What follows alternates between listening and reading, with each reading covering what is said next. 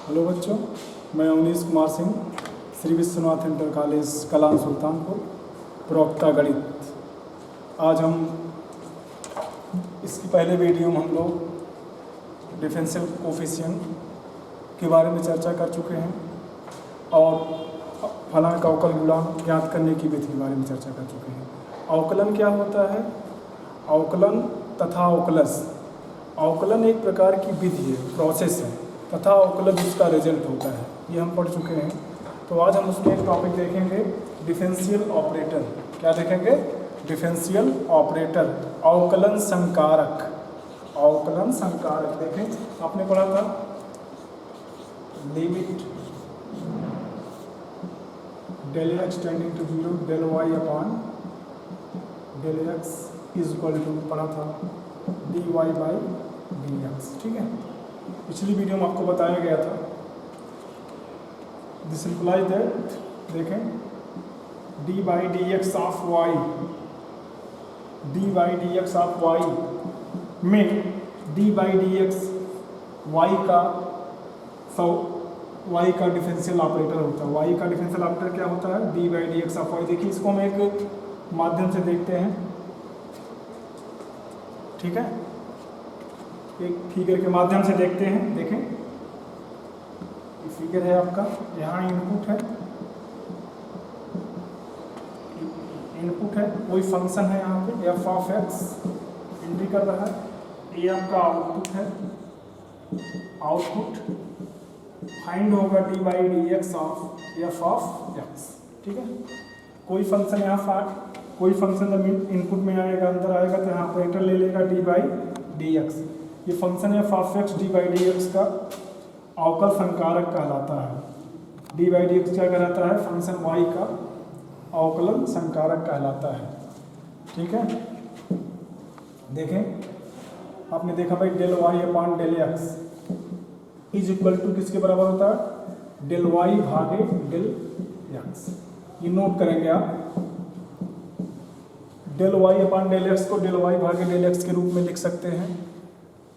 ठीक है, ये इसके बराबर लिख सकते हैं क्योंकि ये y में अल्पवृत्त डेल वाई है तथा x में अल्पवृत्त डेल एक्स है। अल्पवृत्त होने का इसको हम इस डेल वाई भागे डेल एक्स के रूप में लिख सकते हैं। लेकिन dy by dx is not equal to dy भागे dx। ठीक है, ये dy by dx is not equal to dy भागे dx, क्योंकि यहाँ d बाई dx क्या है? ऑपरेटर है। इसको इस रूप में नहीं लिखा जा सकता है। ठीक है बच्चों, देखिए, अब हम derivation of d by D x x power n का अवकल गुणांक कैसे ज्ञात करते हैं, आइए इसको सॉल्व करते हैं। पिछली क्लास में हम लोगों ने पढ़ा है d y by D x बराबर d by D x of y is equal to पढ़ा limit s tending to 0 f of x plus h minus f of x divided by h. ठीक है, पिछली वीडियो हमने यही पढ़ा है, limit s tending to f of x plus h minus f of x divided by h. इसको हम अगर मान लें फलन एफ ऑफ एक्स बराबर, सपोज कर लें, सपोज एफ ऑफ एक्स बराबर x power n and implies that f of x plus h is equal to x plus h power n, x plus h power n। इसको first मान लेते हैं, इसको second, इसको third. ठीक है, from second and third in first, 2 और 3 का मान एक में रखने पर, 2 और 3 का मान एक में रखने पर, देखें क्या हो जाएगा आपका, limit s tending to 0, limit s tending to 0 f of x plus h का मान आप देख रहे हैं, एक्स प्लस एच है, x plus h power n, और एफ ऑफ एक्स का मान, एफ ऑफ एक्स का मान क्या है? X power n divided by h, divided by h. ठीक है, आगे देखें, तो यहाँ देखें, अगर हम x कॉमन करेंगे, यहाँ से x कॉमन करेंगे तो यहाँ 1 आएगा, और यहाँ एक्स इसमें है नहीं, एक्स इसमें नहीं, इसमें इसका भाग हो जाएगा। ठीक है, तो एक्स हम कॉमन कर यहाँ पर लिख दें limit yes tending to zero, s tending to zero, x common करेंगे तो आपका आएगा 1 plus h upon x power n, 1 plus x power n minus x power n divided by h. ठीक है, हो जाएगा limit yes tending to zero. आपने देखा यहाँ पे हमने यहाँ से x कॉमन किया, क्या बचा 1 बचा, और यहाँ h अपॉन x कैसे हो गया, जब हम कोई पद कहीं से कॉमन लेते हैं, कोई पद कहीं से कॉमन लेते हैं, अगर यहाँ इसमें और अगले पद में ये पद नहीं है तो उसमें उसका भाग हो जाता है। जैसे देखा आपने x कॉमन किया वो ना यहाँ, और यहाँ x है नहीं तो इसमें इसका भाग हो गया, इसलिए हम इसको इस रूप में लिख सकते हैं। ठीक है, फिर इसको आगे बढ़ाएंगे तो क्या हो जाएगा, हो जाएगा आपका x power n 1 plus h upon x की power n minus x power n divided by h. ठीक है,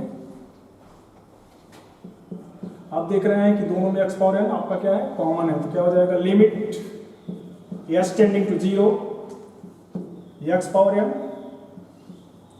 1 plus h upon x power n minus 1। ठीक है, divided by h, divided by h. आप कक्षा 11 में बाइनोमियल थ्योरम में पढ़ा है, प्रसार है 1 प्लस एक्स की पावर n, क्या होता है 1 plus n x, 1 plus n x plus n into n minus 1 upon factorial 2 into x square. ठीक है, अब 1 प्लस एक्स के रूप का है ये, यहाँ x बराबर क्या है h अपॉन एक्स, और यह आपका है इसी फार्मूले को हम यहाँ अप्लाई करते हैं। देखें क्या हो जाएगा, limit yes tending to zero x power n 1 plus n x, n x का मान क्या है h upon x plus n into n minus 1 upon factorial 2, x का मान क्या है h upon x, x square क्या हो जाएगा एच स्क्वायर बटे x square dot dot so on minus 1। ठीक है, डिवाइडेड बाई एच। आगे देखिए, ठीक है, फिर क्या हो जाएगा limit yes tending to zero x power n हो जाएगा एक्स पावर n, ये बड़ा ब्रैकेट हटा देंगे, आपका आएगा क्या 1 plus n x plus n into n minus 1 upon factorial 2 h square बटे x square dot dot minus 1 divided by h. देख रहे हैं यहाँ से +1 और -1 आपका कैंसिल हो जाएगा। क्या देखते हैं आप, आ जाए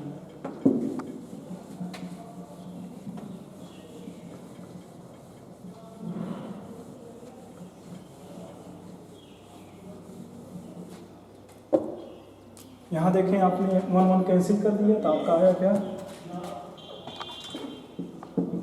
limit h tending to zero x power n into h upon x plus n into n minus 1 upon factorial 2 into h square बटे x square dot dot so on divided by h. ठीक है, this implies that आप देख रहे हैं कि H यहाँ पे कॉमन है, यहाँ से भी एच कॉमन है, यहाँ से भी एच कॉमन है, यहाँ से भी एच कॉमन है और यहाँ से भी एच कॉमन है, तो कॉमन करते हैं, हो जाएगा आपका limit h tending to zero x power n, तो एच कॉमन कर लेंगे, एच कॉमन करेंगे तो बचेगा n into 1 upon x plus n into n minus 1 upon factorial 2 into h upon x square. अपनी एच कॉमन किया है तो यहाँ एक्स की घात 1 हो जाएगी dot dot so on divided by H, तो यस से यस आपका कैंसिल हो गया। ठीक है, फिर आप देखेंगे क्या आएगा, limit yes tending to zero x power n, क्या बचा n upon x plus n into n minus 1 upon factorial 2 into h upon x square delta so on. देखिए अब जब लिमिट हम यहाँ अप्लाई करेंगे h टेंडिंग टू 0 तो h का मान जब यहाँ रख देंगे तो ये पूरा पद क्या हो जाएगा आपका शून्य हो जाएगा। h का मान यहाँ का पद क्या हो जाएगा शून्य हो जाएगा। तो आपका आएगा limit h tending to 0 x power n upon x plus 0। ठीक है, तो आपका आ जाएगा x limit h tending to 0 x power m into n upon x। This implies that limit apply कर चुके हैं, बार बार अप्लाई नहीं करेंगे। ठीक है, तो x अपान n अपान x क्या हो जाएगा x power n into n upon x की घात एक है ऊपर जाएगी तो क्या हो जाएगी ऋणात्मक हो जाएगी, तो हो जाएगा x power n into n into x power minus 1, क्योंकि यहाँ पे घात धनात्मक है, जब ऊपर जाएगी तो ऋणात्मक हो जाएगी। तो आपका आ जाएगा n x power n minus 1। ठीक है, तो आपने देखा d by D x of x power n बराबर क्या फाइंड किया आपने n x power n minus 1। ठीक है बेटा, आगे इस पे एक हम एग्जाम्पल देखेंगे। आइए चलिए बच्चों एग्जाम्पल लेते हैं। एग्जाम्पल आप ले लें, एग्जाम्पल ले लें d by D x of under root x, d by D x of under root x. ठीक है, इसको देखते हैं। इसको हम लिख सकते हैं d by D x of x की पावर 1/2। अब देखिए अंडर रूट में अगर कोई पद है तो उसको हम इस रूप में लिख सकते हैं। आप जान लीजिए जैसे अंडर रूट 4 अंडर रूट 4 है, अंडर रूट 4 को लिख सकते हैं 4 की पावर 1/2 ना, और 4 को लिख सकते हैं 2 की पावर 2 पावर 1/2। इसमें 2 इंटू 1 गुणा करेंगे तो क्या हो जाएगा 2 की पावर 2 इंटू 1 2 की पावर 2/2 क्या है 2। हमने देखा कि अगर अंडर रूट में कोई पद दिया गया है तो उसकी घात हम 1/2 लिख सकते हैं। ठीक है, देखिए इसको तो हो जाएगा आपका सूत्र रखेंगे यहाँ आपने पढ़ा है d by D x power n बराबर क्या पढ़ा n x power n minus x power n minus 1। ठीक है, इसमें इसको मान लेते हैं फर्स्ट, इसको मान लेते हैं सेकेंड। पुट n बराबर 1/2, पुट n बराबर 1/2 इन सेकेंड। ठीक है, क्या हो जाएगा d by D x of x की power 1/2, d by D x of x की पावर 1/2 हो जाएगा 1/2 एक्स की power 1/2 minus 1। This implies that क्या आ जाएगा 1/2 एक्स की पावर 1 माइनस 2, एक्स की घात 1/2। 1/2 से आप -1 घटाएंगे तो क्या आएगा एक्स की पावर -1/2। हम जानते हैं कि अगर कोई घात ऊपर ऋणात्मक है तो नीचे जाती है, अंश में ऋणात्मक है तो हर में जाती है धनात्मक हो जाती है, धर्म और हर में ऋणात्मक है अंश में जाती है तो धनात्मक हो जाती है। ठीक है, क्या हो जाएगा ये 2। अब ये घात आपकी नीचे आएगी तो एक्स पावर 1/2, या इसको लिख सकते हैं 1/2 रूट एक्स, 1/2 रूट एक्स। ठीक है, आपने देखा d by D x under root x का मान क्या है 1/2 रूट एक्स। ठीक है, आइए आगे next topic.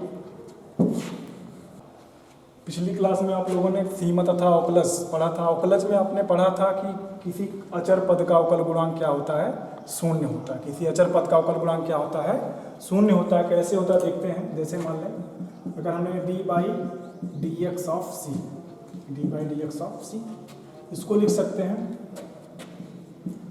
d by D x of C into 1। सी को अगर बाहर रख दे क्या हो जाएगा d by D x of 1, d by D x of 1। हम देखते हैं कि d by D x of 1 का अवकल गुणांक कैसे ज्ञात करते हैं। हम जानते हैं किसी की पावर अगर 0 ली जाए, किसी की पावर 0, जैसे x पावर 0 बराबर क्या होता है 1 होता है। x की पावर क्या है 0 इक्वल टू क्या होता है 1। अगर हम दो पद ले लें x अपान x क्या फाइंड करते हैं, एक्स अपान एक्स करेंगे तो वन आएगा। क्लियर। इसी को हम लिख सकते हैं x upon x is equal to, इसकी घात एक है, इसकी घात एक है, एक्स अपान एक्स, जहाँ कोई घात नहीं होती वहाँ एक घात मान लेते हैं, क्या हो जाएगा एक्स अपान, इसकी घात ऊपर जाएगी, इसकी घात पहले से एक है, 1 - 1 बराबर क्या आएगा, एक्स की घात 0। ये आपका समीकरण नंबर 2 हो जाएगा। From first and second, from first and second x power 0 बराबर 1। हम जानते हैं किसी की पावर 0 का मान क्या होता है, 1 होता है। कैसे होता है आपको बताया गया। अगर कोई भी पद समान पद ले लें, आपस में भाग करें तो उसके 2 समीकरण बनते हैं, दोनों को मिला देंगे तो आपका किसी की पावर 0 का मान क्या होता है, 1 होता है। तो हम अप्लाई करेंगे, आपका हो जाएगा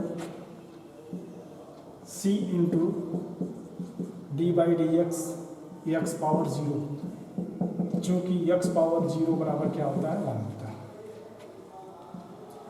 क्या हो जाएगा, n का मान क्या है, 0, n बराबर 0 है तो n x 0 into x power 0 - 1, 0 into n x, सूत्र आपने अभी पढ़ा है, D by D x of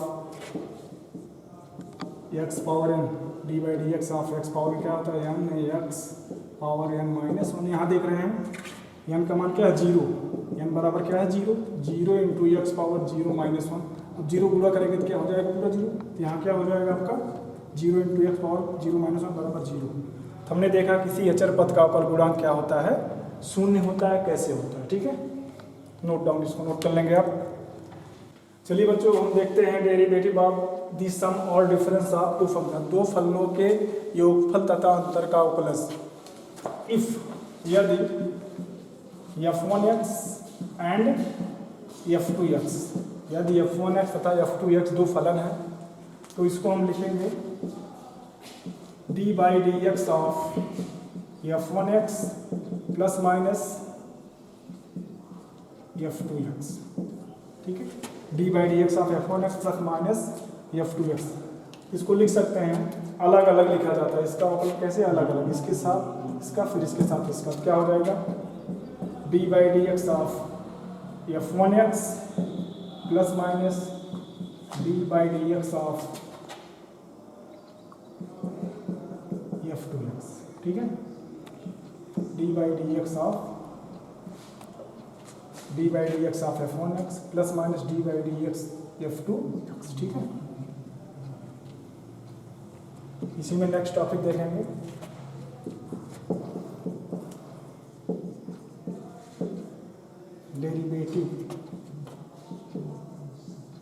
derivative of the product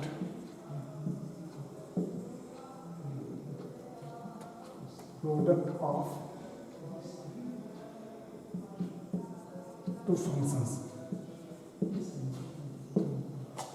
derivative of the product of two function, दो फलनों का अवकल गुणांक, दो फलनों के गुणनफल का अवकल गुणांक। If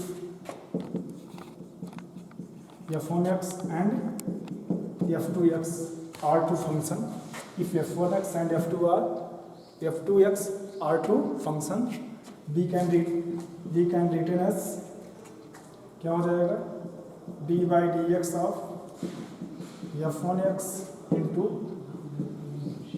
f2x।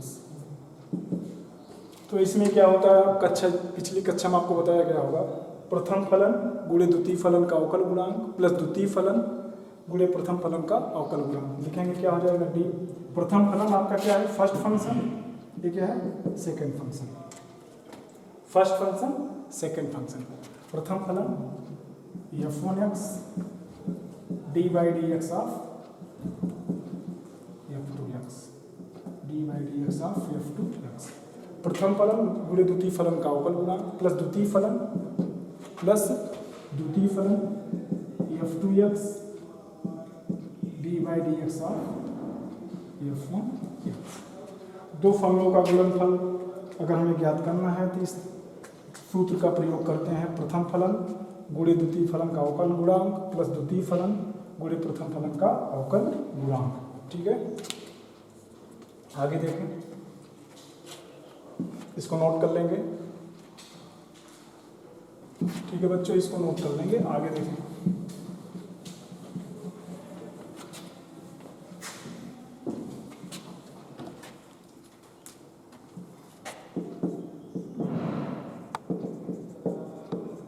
Derivative of the quotient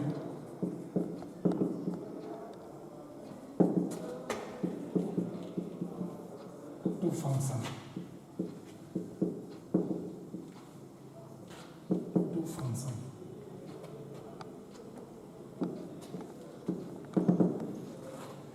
derivative of the quotient of two function, दो फलनों के भागफल का अवकल गुणांक, दो फलनों के भागफल का अवकल गुणांक।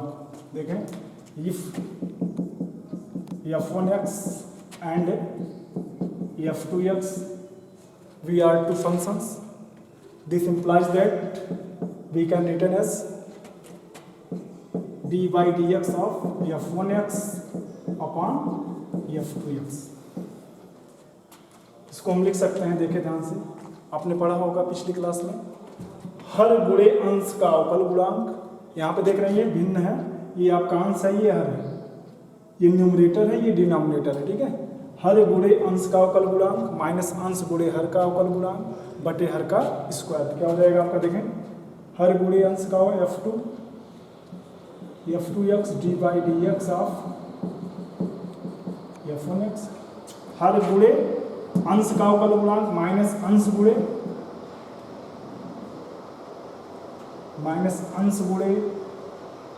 अंश आपका क्या है, f1x, हर का अवकल गुणांक f2x डिवाइडेड बाई हर का स्क्वायर f2x। ठीक है, आपने देखा दो फलनों के भागफल का अवकल गुणांक कैसे ज्ञात करते हैं। हर गुणे अंश का अवकल गुणांक, हर का क्या है आपका f2x है, अंश क्या है f1x है, हर गुणे अंश का अवकल गुणांक माइनस अंश गुणे हर का अवकल गुणांक बटे हर का स्क्वायर। यदि कोई भी अवकलन करना है, अगर भागफल दिया है तो आप इस फार्मूले का यूज करेंगे, इसको बच्चों आप नोट कर लेंगे, ठीक है। आगे नेक्स्ट वीडियो में देखेंगे। धन्यवाद, आज के लिए इतना ही।